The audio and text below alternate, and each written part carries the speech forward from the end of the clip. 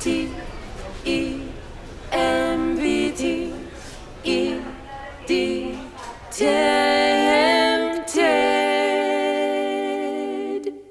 I was tempted. Tempted by your smile. I was tempted. And for a little while I was certain that I will be the one to change you, and you will be mine. You will be. Olha ele decolando. Oi! Vocês lembram de quando eu contei pra vocês como que foi viajar de carro pela Europa? Bom, há cerca de um ano, eu levei o meu pequeno carro turbo por uns 7 ou 8 países europeus, totalizando mais de 10 mil quilômetros. E eu fiquei encantado. Exatamente um ano depois, eu decidi dar um passo adiante. E dessa vez estou descobrindo como viajar pela Europa em um avião particular. Sim, é nisso que você pensa quando ouve falar de um avião particular, não é? Bom, essa não é a direção que a gente vai seguir, viu? Porque os aviões executivos são um animal totalmente diferente e exige muito dinheiro. Então, em vez disso, eu tô falando aqui de uma simples aeronave de aviação geral. E o melhor é que você nem tem que comprar uma aqui na Europa, você pode alugar. Porém, o mais importante é encontrar alguém que possa pilotá-lo. E você não vai acreditar, mas eu acho que eu encontrei alguém.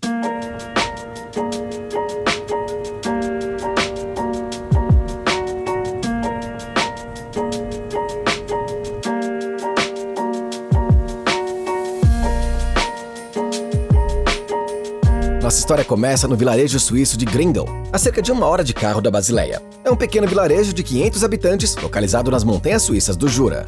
Esse é um típico vilarejo suíço onde o ar é puro, todos se conhecem.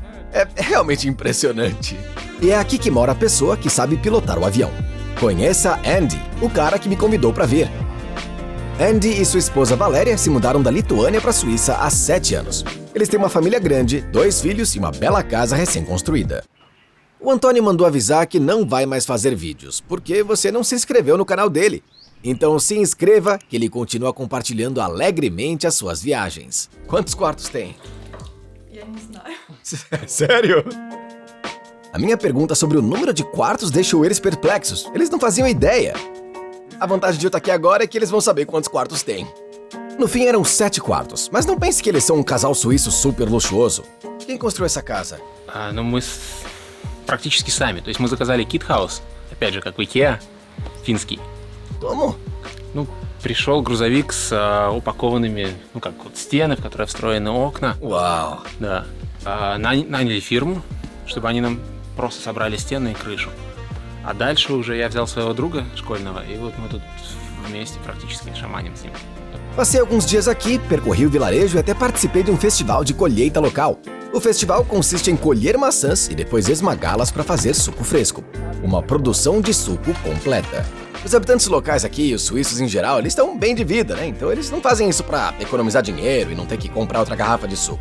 Não, na verdade é porque eles gostam do processo e vivem uma vida feliz e rica com a sua aposentadoria. Para eles é um verdadeiro prazer preparar suco de maçã autêntico e delicioso sem conservantes. Me desculpa por sair um pouco do assunto, tá? Mas eu não consigo parar de falar sobre a Suíça, né? De volta ao assunto principal. O Andy trabalha em uma grande empresa farmacêutica e viaja de avião sempre que tem tempo livre. Ele adora e faz isso há 10 anos. Sempre pode levar a família e os amigos para um passeio, o que transformou esse hobby em um estilo de vida para toda a família. Até porque tanto Valéria quanto as crianças adoram isso. E isso nos leva ao aeródromo de Mulhouse-Habsheim, localizado na França a cerca de 5 quilômetros da fronteira com a Suíça. É também o local onde a nossa jornada começa. Porém, o campo de aviação não é tão pequeno quanto você imagina. Há vários hangares com aviões e cerca de 15 aeroclubes onde você pode alugar aviões e aprender a voar.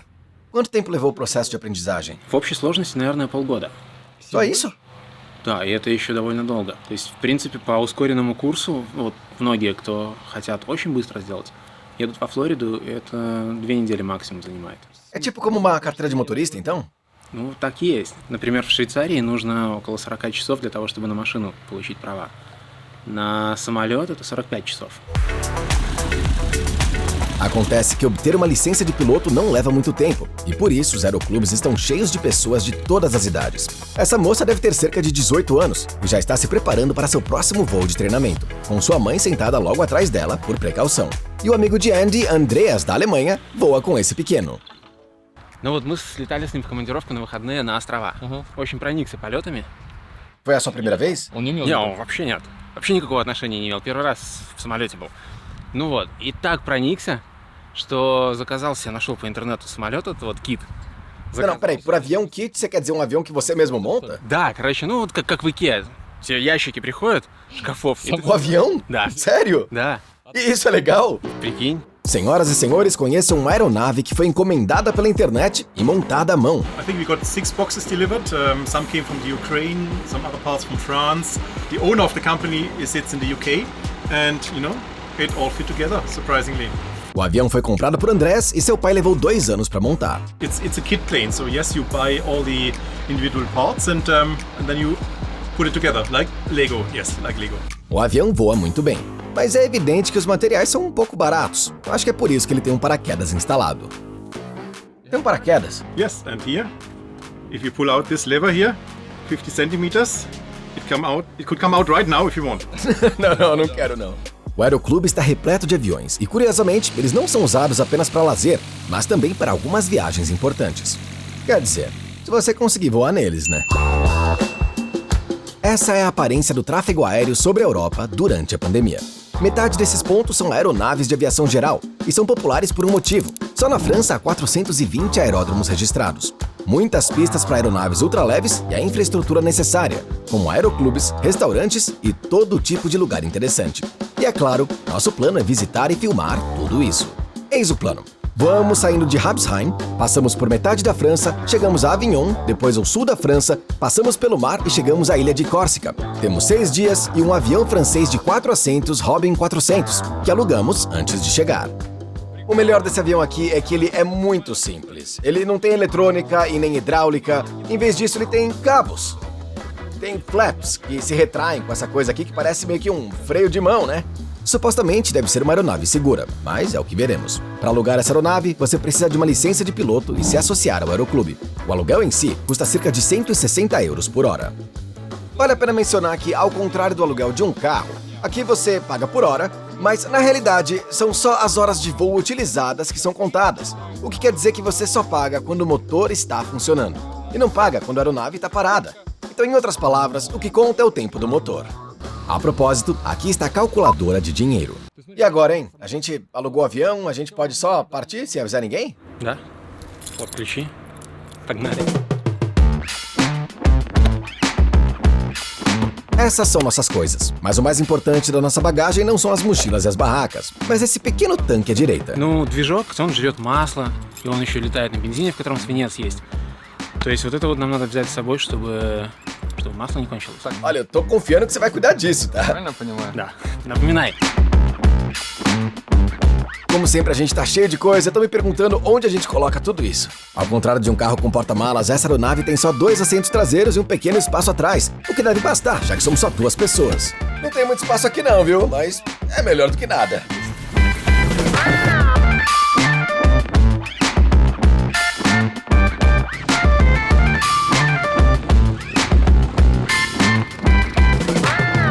Cara, isso é muito pesado.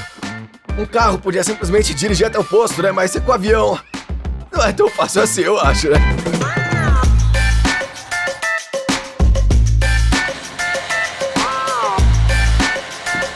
Qual o consumo de combustível disso daqui, hein? Заявлены 33 литра. Por hora? Да. Это при скорости где-то 220-240 км в час. Após uma rápida conversão para as métricas de consumo de um carro, a gente tem cerca de 15, 16 litros a cada 100 quilômetros, ou então 8 quilômetros por litro, que é mais ou menos comparável a um SUV grande, por exemplo. Como se trata de uma aeronave alugada, como verificar se ela não foi destruída pelo sócio anterior do clube? Bem, é um diário de bordo especial para isso, onde cada piloto registra as observações. Além disso, claro que a aeronave é verificada antes de cada voo, para garantir que tudo esteja em perfeitas condições. Nesse momento a gente tá correndo aqui para fazer as malas e decolar logo, porque o tempo tá piorando e voar com mau tempo nunca é uma boa ideia, né? Então, embora eu tenha muitas perguntas, eu acho que eu vou ter que deixá-las pro voo. Então, vamos lá!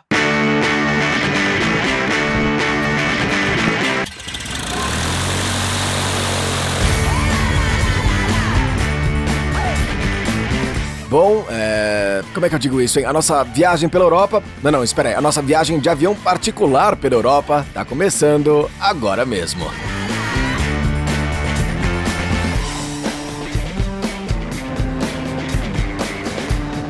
Agora que estamos no ar, deixa eu compartilhar minhas primeiras impressões com você. A primeira coisa legal é que você voa muito baixo. E ao contrário dos aviões de passageiros, onde você só tem a visão de Google Maps pela janela, com os aviões de aviação geral, você realmente consegue ver os lugares que sobrevoa, sentindo a presença de tudo isso, e às vezes até voando mais baixo que alguns objetos em terra, o que é a melhor parte. E eis uma boa pergunta: como sabemos para onde voar?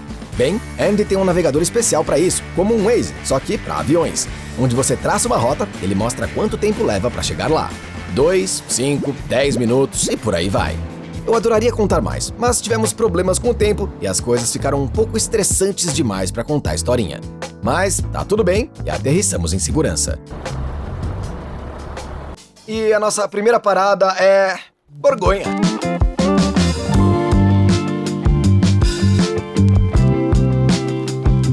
Um pequeno aeródromo chamado Saint-Georges nos protegeu do mau tempo e tinha até vinhedos bem no fim da pista. Afinal de contas, estamos em Borgonha, é claro.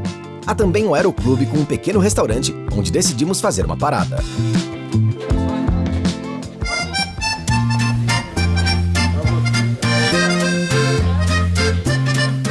Eu não vou comentar o que os outros clientes estavam fazendo, mas eu tenho certeza que você pode adivinhar. Afinal, estamos na França.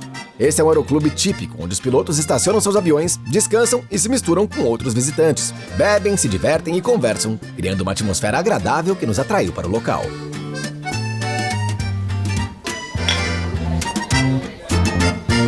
E, meus amigos, a Borgonha não seria Borgonha se, além do vinho, não tivesse algum chateau por perto, né? E é claro que existe um.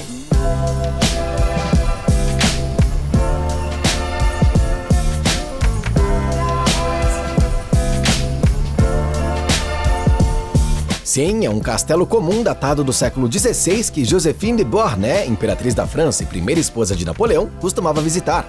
E o mais incrível é que fica apenas a 300 metros do aeródromo. Tá vendo nosso avião aqui abaixo? Mas isso não é tudo. Hoje, o castelo funciona como um hotel e você pode se hospedar aqui por uma noite. Os preços dos quartos variam de 120 a 350 euros. A 2 minutos do aeroporto. Irado! Infelizmente, o hotel estava lotado. Então pegamos nossa bagagem e o pessoal do aeroclube nos levou para um hotel econômico na região. E foi assim que nosso primeiro dia terminou.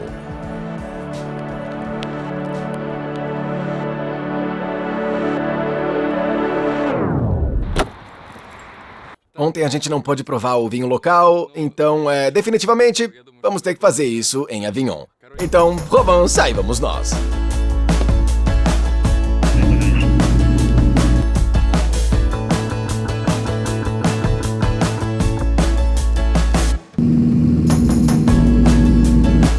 Antes dessa viagem, eu sempre pensei que voar era algo para o qual você tinha que se preparar, traçar a rota oficial, reportar seu controle de tráfego aéreo.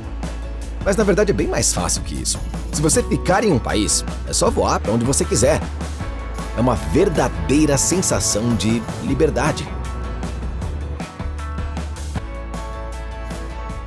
Então, na verdade, ninguém nem se importa para onde a gente está indo, é isso? Então, se eu te disser que eu gostaria de ver aquelas casas bonitas ali, que na verdade não são tão bonitas assim, a gente pode voar até lá ou não? Não, tava só brincando. A velocidade é outro fator nas viagens aéreas. Olha, isso me faz pensar que, já que a gente tá voando tão perto da autoestrada agora, eu fico me perguntando aqui o quanto que a gente é mais rápido em comparação com os carros que a gente tá vendo por aí. E o quão antes a gente consegue chegar em cada lugar, hein? То есть наша скорость сейчас где-то около 200 км в час, потому что мы летим против ветра. Вот, но скорость на автобане где-то 130-140, так что чуть быстрее. No entanto, se levarmos em conta que um avião vai diretamente para o destino, usando a rota mais curta, e que não perdemos tempo com trânsito, desvios e tudo mais, podemos dizer que os aviões são cerca de 3 vezes mais rápidos do que os carros. По многим маршрутам я проезжал и пролетал, то есть на машине и на самолете. И разница, ощутима. Ты, бывает, едешь по автобану, у тебя полчаса деревья только вокруг. Здесь ты как бы эти же деревья видишь, но они вот там узкая полосочка, и все вокруг у тебя еще на километров 20 бонусом идет. Apesar da vantagem da velocidade, a aeronave leve não é tão confortável quanto um carro, e a viagem às vezes é mais tediosa. Как там, так не устал? Não muito. Кофе не хочешь выпить? Нам еще до Авиньона полчаса бить, можем здесь зарулить, Палрея. Маленькая площадка, и там есть ресторанчик. Então você propõe que a gente desça para tomar um café, é isso?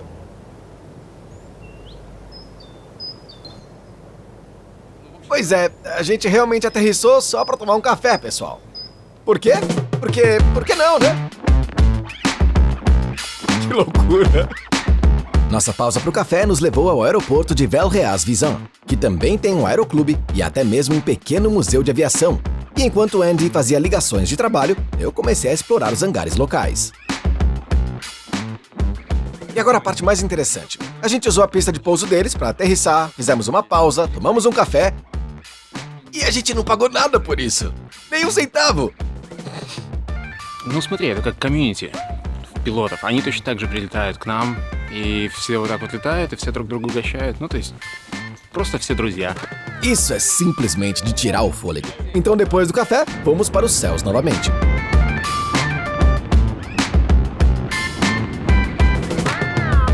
Eu esqueci de mencionar que os pilotos da aviação geral têm suas pequenas travessuras, como, por exemplo, a passagem baixa.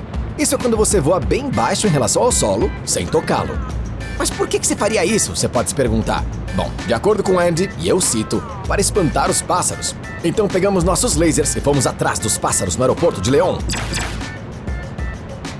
Cara, isso é meio perigoso. Olha as árvores ali! Oh! Eu não me inscrevi pra isso. 30 minutos depois, aterrissamos em Provence.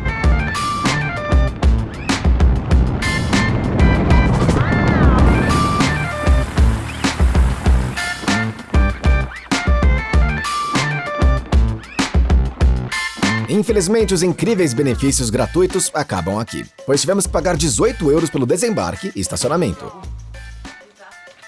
Ou seja, um dia de estacionamento custa 18 € nesse aeroporto aqui, e você provavelmente pagaria aí entre 5 ou 7 € por hora para deixar o seu carro em algum lugar na cidade. 18 € por dia! Eu acho que é uma grande diferença, né? O melhor de toda essa situação da aviação geral na Europa, e especialmente na França, é que as comodidades para os pilotos são muito boas. Como você pode ver, tem um restaurante com boa comida bem próximo à pista de pouso. Você também pode alugar um carro aqui, ou então chamar um táxi. Então, tudo foi projetado aqui para te deixar bem relaxado assim que você pousar na Provença. É realmente ideal, né? E como um relógio aqui na França, você começa a beber na hora do almoço. É permitido beber antes de voar? Это как? Это здесь даже поощряется. Sério? Ну, здесь 0,5 можно. 0,5 mg por ml? Да. Здесь раньше было 1,2. Não pode ser. 1,2 mg por ml? Я выпивал butulочку винца. Não, pera, mano, aí é muito, né? 1,2 me deixa muito bêbado. Ну, как бы если kosяков не делаешь, то без проблем. Deu tudo certo, mas eu aconselharia não beber antes de dirigir, seja qual for o país. Bom, nós estamos aqui em Avignon, que é a capital da Provença, que é famosa pelas suas paisagens, né? Então, vamos conhecê-las. Mas dessa vez, amigos, vamos pegar um carro. Alugamos um carro para explorar o que faz a fama da Provença.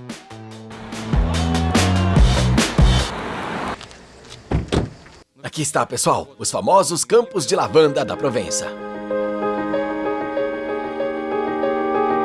É lindo, não é?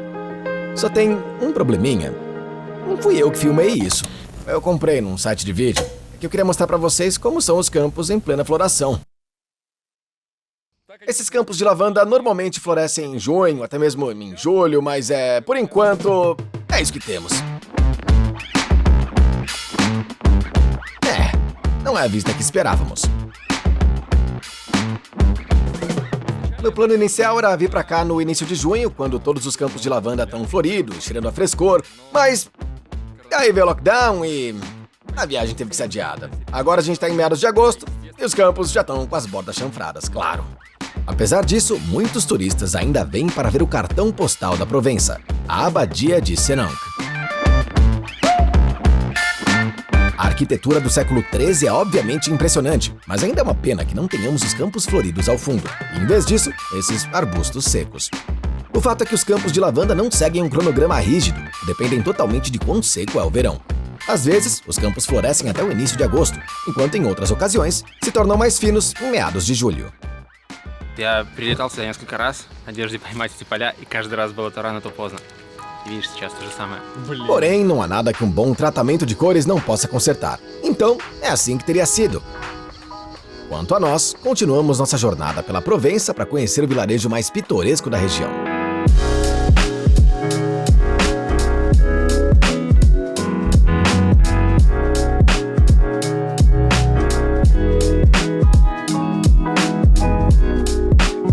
Além de sua bela cidade antiga, como o castelo e tudo mais, Gordes tem alguns hotéis charmosos que ocupam os prédios antigos nas colinas.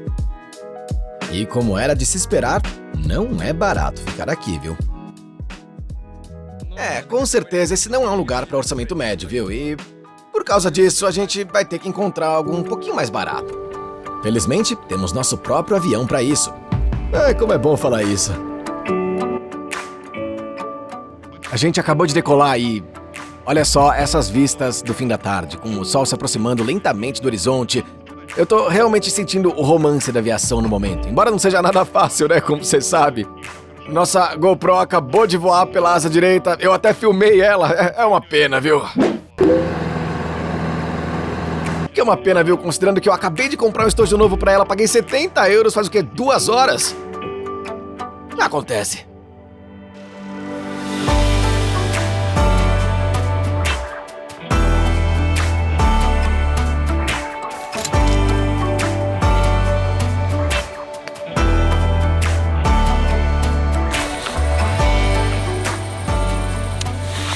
Quando eu falei sobre encontrar um lugar mais barato, eu tava falando exatamente disso.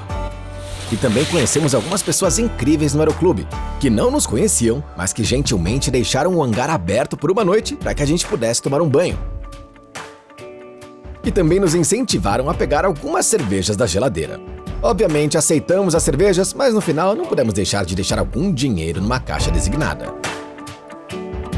Toda essa irmandade da aviação é realmente diferente de qualquer outra coisa. Eu tô adorando isso, viu? De verdade.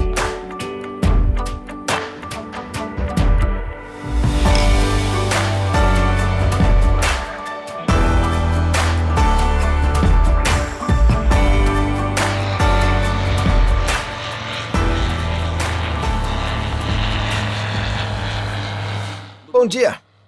Finalmente eu tenho aqui algum tempo para te falar sobre qual é a nossa localização atual. A gente está a 50 km de Marselha, no sul da França, em um aeródromo chamado Vinon. Aqui também é um lugar muito interessante porque é o lar de um local ultra secreto que não pode ser sobrevoado. Eu tô falando daquele negócio a uns 5 ou 6 quilômetros aqui à minha direita e trata-se do maior reator de fusão nuclear do mundo, chamado ITER. É um projeto colossal no valor de dezenas de bilhões de dólares que pesquisa a produção de eletricidade barata e verde, que deve fornecer à humanidade uma fonte inesgotável de energia literalmente em algumas décadas. Eu realmente espero que eles consigam, tá? Além da área circundante aqui, o aeródromo de Vinon abriga o maior clube de planadores da França. E isso é muito importante, muito, muito importante e merece um pouco mais de detalhes. Sinceramente, também foi uma surpresa pra gente, mas Vinon acaba sendo a meca do voo livre, atraindo esportistas não só da França, mas também da Alemanha, Suíça e Áustria. E antes de nos aprofundarmos nas razões por trás disso, vamos descobrir do que se trata o voo livre. Um planador não tem motor. Em vez disso, tem uma envergadura de asa de mais de 10 metros, o que torna a caminhada em torno dele bem difícil. Por causa do design, precisam de hangares especiais e têm que ser taxiados até a pista de pouso, o que é bastante esquisito. O voo livre é um esporte muito popular aqui com o aeroclube, é claro. E foi onde eu conheci Dima, de Kiev, que mora na França desde 2011 e trabalha como piloto instrutor. Dima voa em planadores, aviões e até helicópteros, o que nos leva a perguntar qual é a diferença entre eles. Самолет и планер – это моторная лодка и яхта с парусом. На лодку ты сел, мотор завел и рулишь куда тебе нужно, и мотор тебя там двигает, и ничего делать не надо. Яхта, так же как и планер, это игра в шахматы с природой, можно так выразиться. То есть полет на планере – это небесные шахматы. Para realmente entender tudo isso, vamos analisar o que é necessário para fazer um planador voar. Em primeiro lugar, há as térmicas. O Sol aquece a Terra e a Terra libera ar quente, o que dá sustentação aos planadores. E a elevação é chave para o que diferencia Vinon, porque a região tem mais de 300 dias de sol por ano. Em outras palavras, voe o quanto quiser. Outro fator crítico é a proporção de deslizamento, que é a distância que uma aeronave pode percorrer horizontalmente com os motores desligados antes de perder mais de 1 metro de altitude. O nosso Robin 400 tem uma proporção de 1:9. Quer dizer, 9 metros de distância horizontal no momento em que ele perde 1 metro de altitude. Em contraste, a de um planador é de 1:70, ou seja, percorre 70 metros antes de perder 1 metro de altitude. Portanto, planar tem tudo a ver com encontrar as térmicas que o elevam e permitem que você planeie. Mas como fazer isso nessa coisa aqui, já que ela não tem motor? Bom, você prende o planador a um avião com um cabo, que faz com que o planador ganhe velocidade e o leva a uma determinada altitude.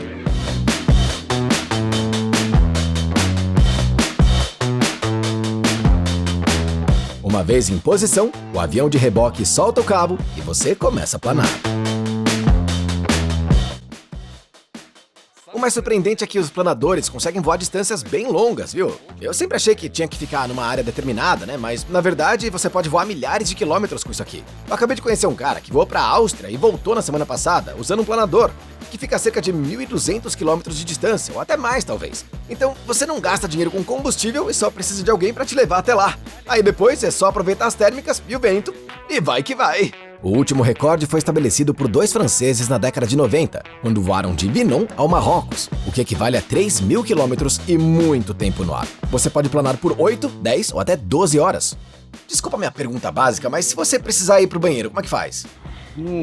Этот вопрос решаемый, скажу так. Для мужчин он решается гораздо более просто, либо путем использования там, бутылочки пластиковой. Второй путь решения, который в основном используют женщины для длительных полетов, это памперсы для взрослых.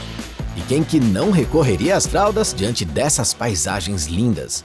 O Dima me convidou para um voo de teste, mas infelizmente eu não vou poder ir porque o tempo está se esgotando e a gente tem que iniciar nosso próprio voo.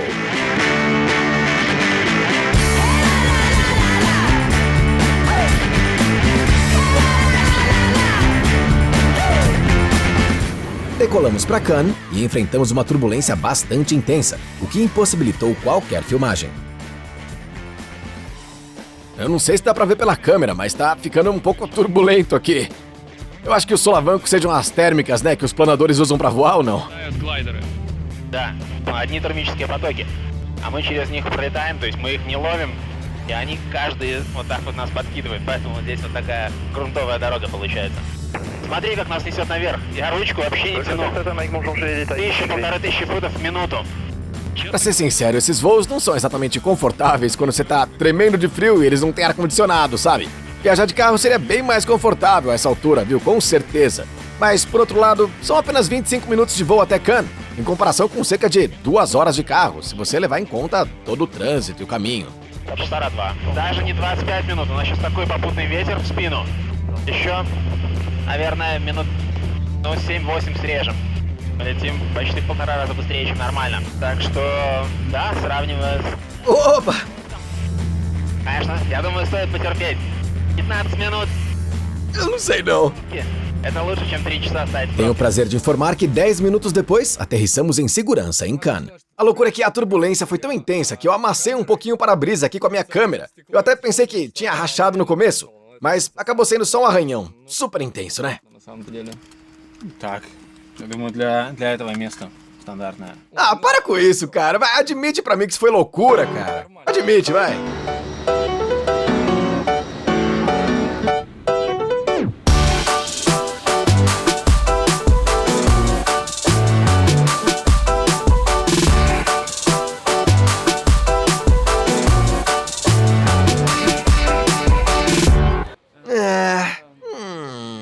De fato, a gente nem teve que pagar por esse quarto, viu? Em vez disso, o Andy usou as milhas aéreas dele pra conseguir ele pra gente. Então, é possível. Ну смотри, каждый раз, когда ты останавливаешься в сетевых отелях, тебе капают баллы за каждый евро, который ты потратил. Ну и поскольку я очень много путешествую по работе, то есть к концу года накапливается нормальное количество. Ou seja, você nunca paga pelos hotéis, é isso? Ну, когда путешествую с семьей, нет. Que incrível. Deixa eu contar uma loucura pra você. Um dos colegas do Andy acumulou tanto ponto de viagem que ele pôde passar 2 anos morando em hotéis. Isso, sem ter que alugar um apartamento. Ele poderia relaxar em hotéis com esse tipo de vista aqui por 2 anos. Aliás, sua empresa não tá contratando, não?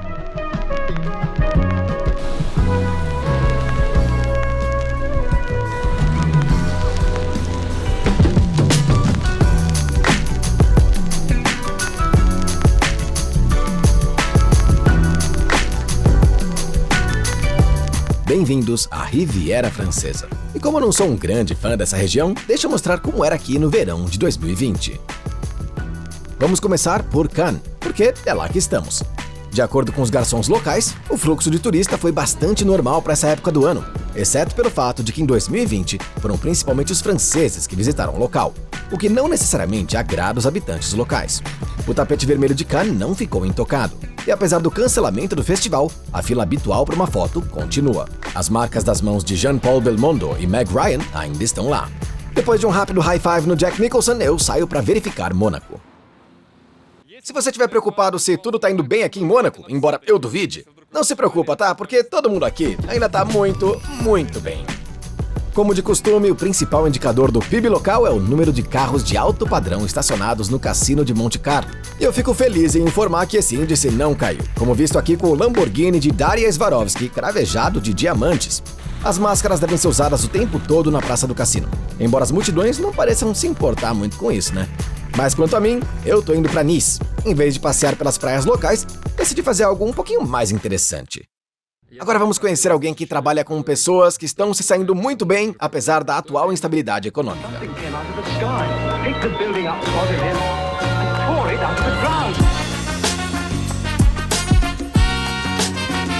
Bem-vindos ao Porto de Nice, onde conhecemos Kátia. Ela é corretora de iates. Depois de uma rápida verificação do inventário, eu mal podia esperar para fazer a pergunta de $1 milhão. Quanto custa?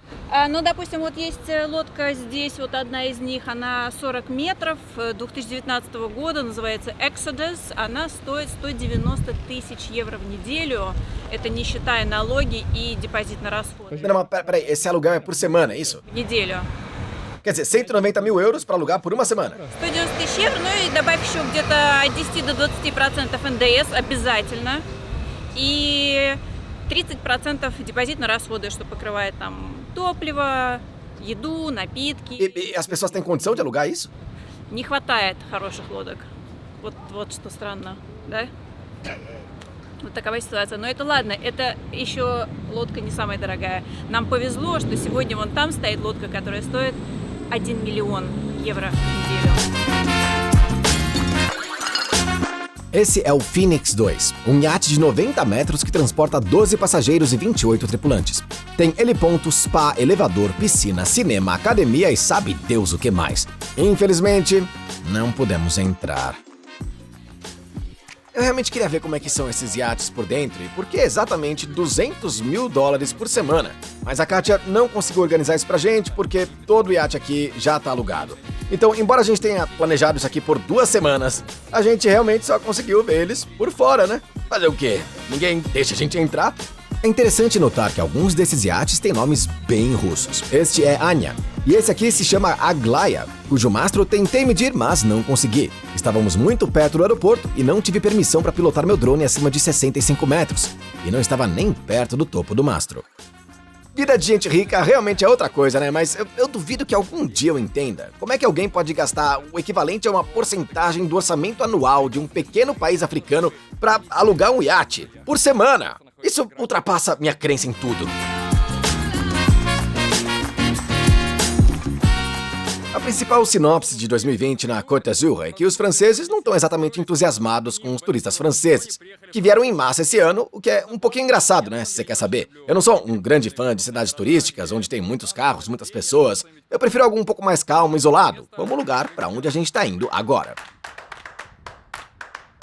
Como a gente vai voar sobre a água, as regras de voo determinam que a gente tem que usar esses coletes salva-vidas, que são um pouquinho diferentes dos normais.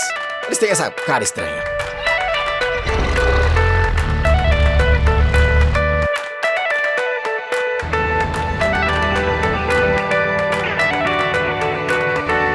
Claro que não poderíamos partir para a Córcega sem sobrevoar a orla da praia e apreciar a vista de cima.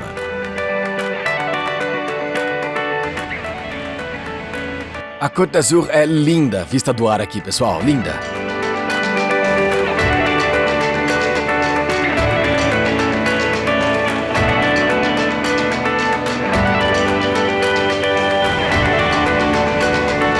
Dessa vez, nosso voo duraria cerca de 1 hora, então fizemos um lanche rápido e, como não havia nada particularmente interessante para ver sobre o mar, começamos a ganhar altitude. E aparentemente, na aviação, quanto mais alto você vai, melhor você voa. Да, это лучше, потому что, во-первых, для безопасности, потому что у тебя радиус посадки увеличивается. Во-вторых, быстрее летим, потому что более разреженный воздух и, в принципе, меньше горючки жрем. Из-за этого же. Вот видишь, зеленый кружок. Это показывает ту дистанцию, которую мы можем пролететь прямо отсюда, просто планируя, без двигателя. Ah, então quanto mais alto você voar, mais seguro vai ser, né? Да. 30 minutos depois, e as montanhas da Córcega começam a aparecer no horizonte. Senhoras e senhores, seu comandante falando, estamos nos aproximando de Córcega, a temperatura e qualidade do ar estão ótimas e esperamos aterrissar dentro de 30 minutos. Tenham um bom voo.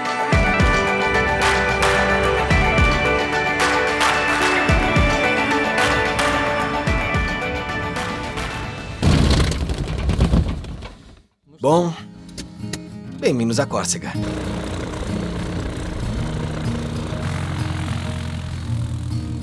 A gente tomou a decisão de última hora de acampar bem aqui no fim da pista, o mar ficar bem próximo a ela, então a gente pegou nossas coisas e a gente decidiu ficar. Agora o Andy tá levando o avião pra área de estacionamento e é isso aí, vamos ver o que vai ser.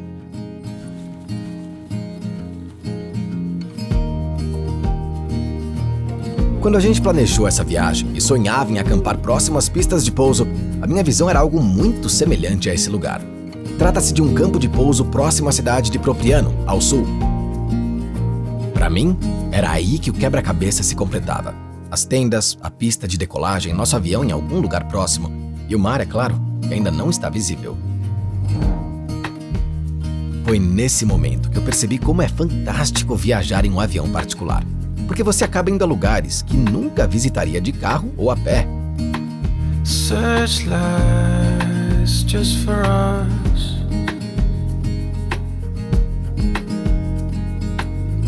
Slip sliding, colliding,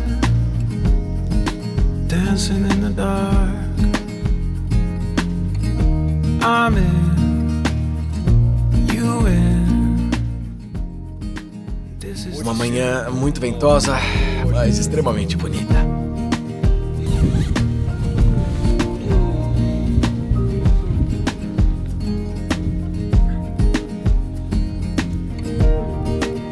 Sim, uma manhã magnífica. E depois de relaxar um pouco, rapidamente fizemos nossas malas e fomos para outra cidade chamada Ajaccio, a capital da Córcega. Alugamos um carro e fizemos alguns passeios turísticos.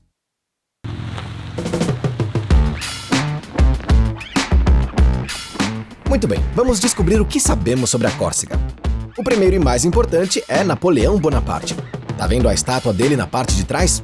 Nascido na Córcega, Napoleão continua sendo o principal herói local e é frequentemente lembrado.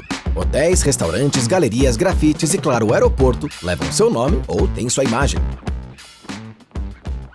Politicamente, a França considera a Córcega como parte da França, mas nem todos os habitantes concordam com isso não, viu? é comum ver a inscrição FNLC, que significa Front National de Libération de Corse, Frente Nacional de Libertação da Córcega, um grupo militante que defende a separação da Córcega da França. Colocam pôsteres ideológicos e pintam placas de trânsito tirando o francês e deixando apenas no idioma corso. Outro aspecto pelo qual a Córcega é famosa é a máfia local. Sim, essa é uma coisa real e, para que você saiba, a palavra vendetta, que todo mundo conhece hoje em dia, teve origem aqui na Córcega. Talvez surpreendentemente, uma das principais preocupações da máfia é manter a ilha intocada. Há alguns anos, a Córcega estava sendo observada por algumas redes de hotéis que planejavam construir seus blocos padrão com quartos, transformando a Córcega em algo parecido com a Turquia. E então explosões inesperadas começaram a acontecer nos locais de construção. E essas explosões foram organizadas pela máfia, claro, em uma tentativa de manter a estética intocada da ilha. E na verdade, isso parecia ajudar a manter a estética da Córcega que eles queriam, que é de uns 50 anos atrás. Então, se você vier aqui, é isso que vai ver. E eu não estou falando apenas da arquitetura local, com seus pequenos vilarejos espalhados pelas colinas, mas das tradições e identidade nacional da Córcega. Para saber mais, encontramos Olya e Alex, que moram aquи. Я, например, родился в Марселе. Марселе. А потом я приехал сюда, на Корсику, потому что у меня были родители здесь, и я хотел передать моим сыну наши традиции. И я хотел передать нашу культуру, и вот все это. Os corsos tradicionalmente valorizam os laços familiares. Então, por exemplo, o Alex deixou Marsella e se mudou para uma casa no mesmo vilarejo onde moravam seus avós e onde eles foram enterrados. Alex adora a Córcega e, como conhece todos os lugares interessantes da ilha, decidimos visitar um autêntico vilarejo corso. E eis então um vilarejo tradicional da Córcega, conhecido como Penta di Casinca, que fica no alto das montanhas. Tem cerca de 3.000 pessoas e certamente não é uma cidade turística. Fomos recebidos por Pierre Jean, que gentilmente nos convidou para conhecer a casa de sua família, passada de geração em geração. E veja só o ano em que ela foi construída. Eu fico impressionado com a importância das tradições ancestrais para os habitantes locais e como a família é importante para eles. Isso acontece em muitas outras culturas, mas aqui você pode quase sentir isso. A casa tem muitos cômodos, onde estão reunidas todas as relíquias da família, começando com um retrato do bisavô de Pierre Jean, fotos de seus parentes e terminando com utensílios e livros da família. É um verdadeiro museu da família. Смотрели, Пьер-Жан говорит, буржуазное место в доме, а сейчас посмотрим пролетарское. Essa parte me deixou chocado. Há 50 anos, era aqui que a família morava. E nada mudou desde então. Inclusive o calendário de 73 na parede. Uma fogueira era acesa bem no meio da sala, deixando as paredes carbonizadas e com pedaços de carne defumada que faziam aqui. Eu tô impressionado com o fato de esse cômodo ainda não ter sido reformado. O Pierre Jean podia ter utilizado esse cômodo para uma série de coisas, mas, em vez disso, serve como uma lembrança dos velhos tempos, sabe? Depois de um rápido estudo de etnografia e de um bate-papo com os habitantes locais, vamos fazer alguns passeios turísticos. Dirigimos pelo sul da ilha e aqui estão os 3 pontos mais memoráveis que vimos. Começando pelas montanhas, é difícil não mencionar a Aiguilles de Bavela, com seus enormes picos formados por granito vermelho e vistas majestosas. Esse lugar não é famoso apenas entre caminhantes, mas obviamente entre escaladores de rochas.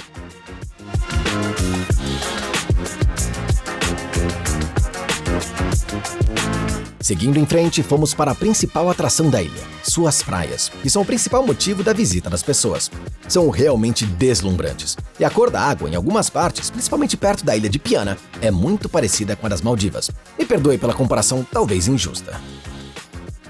A cor da água aqui é realmente muito bonita, mas muito mesmo. Eu vou te falar que isso não devia ser surpreendente, né? Já que tá tão próximo da amada Ilha da Sardenha. Você vê aquele ponto escuro no horizonte? São as montanhas da Sardenha.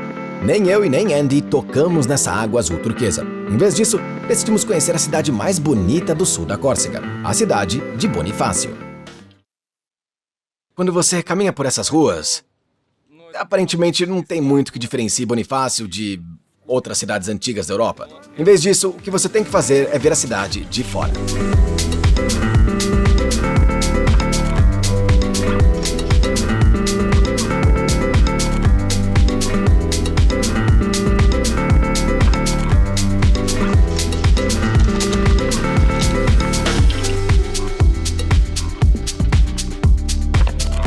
Bonifácio foi construída no topo de uma rocha de calcário. Suas casas se elevam a quase 70 metros acima do mar. E há até uma pequena baía que recebe balsas da Sardenha, além de outros belos barcos.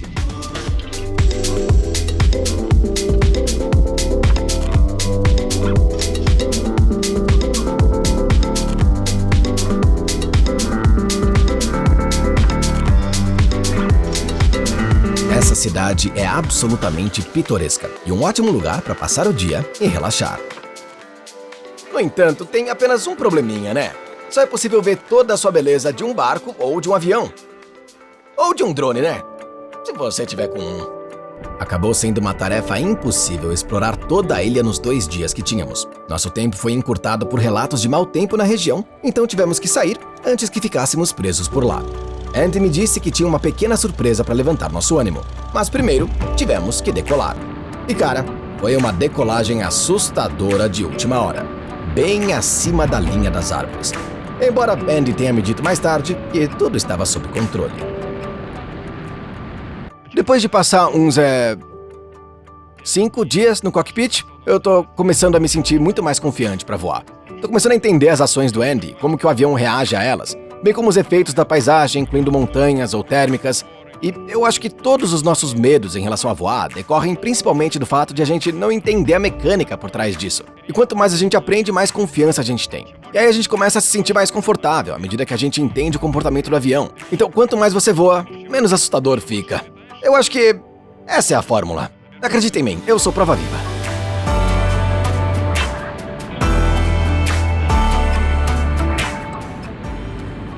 A surpresa que o Andy estava falando é que a gente vai sobrevoar os Alpes suíços e se a gente tiver sorte com o tempo e a cobertura das nuvens, a gente vai poder voar até mesmo sobre a minha montanha favorita de todos os tempos, ao lado do qual eu passei uma noite na Suíça, o Monte Matterhorn. E sim, eu realmente espero que a gente consiga chegar lá porque as vistas já estão surpreendentes. Para sobrevoar os Alpes, que como você deve imaginar, não são exatamente as menores montanhas do mundo, tivemos que subir bastante, até 4.000 metros. O interessante é que foram as térmicas que empurraram a gente até aqui, porque, de outra forma, esse avião específico não conseguiria atingir altitudes dessa altura aqui não. As térmicas empurraram a gente para cima e aqui estamos nós, voando em direção ao Matterhorn, cujo pico deve estar na mesma altitude que a gente. O único problema é que não podemos ficar nessa altitude por mais de 30 minutos, ou sentiremos a falta de oxigênio, o que pode levar aos sintomas do mal da altitude, que são bastante graves. Eu acho até que eu já tô começando a sentir essa sensação meio de leveza e tontura, sabe? Embora eu não sei exatamente se é por falta de oxigênio ou é apenas pelas vistas incríveis que são de outro mundo aqui, elas estão realmente me impressionando muito, pessoal, de verdade.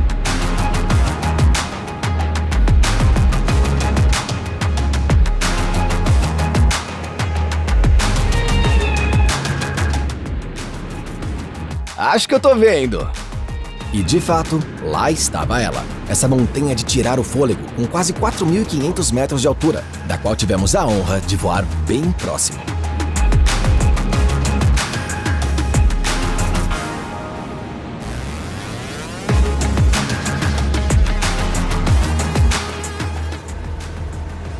O Matterhorn já ficou pra trás e eu me sinto muito bem com o que a gente pôde ver aqui nas montanhas, viu? Olha como é lindo isso tudo! Meu Deus! А вот смотри, видишь перед нами такое похоже на ворота? Sim. Вот прикинь, чуваки умудряются на самолетах, на лыжах залететь в эти ворота и сесть там на этот ледник. Que loucura! Mas as surpresas ainda não acabaram, pois chegamos ao Mont Blanc, a montanha mais alta dos Alpes e de toda a Europa, se não contarmos com as montanhas do Cáucaso.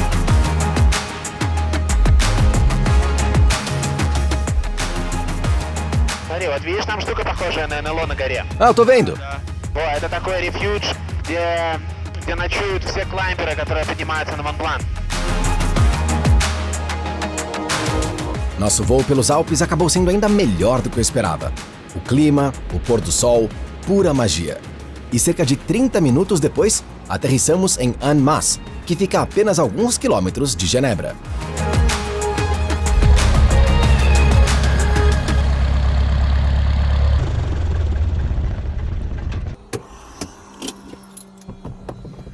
Nossa, pessoal, foi um espectro tão amplo de emoções, desde a empolgação e um pouquinho de medo, até a beleza inimaginável das montanhas que eu nunca tinha visto de um ponto assim tão privilegiado. Quer dizer, uau!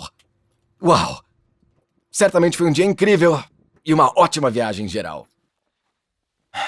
Bom, Os 6 dias da nossa viagem de avião terminou e agora vamos à parte que provavelmente mais te interessa, os custos. Por 6 dias de aluguel de avião, incluindo todos os impostos e despesas, além de considerar também estacionamentos e combustível, o que a gente pagou foi 2.000 euros.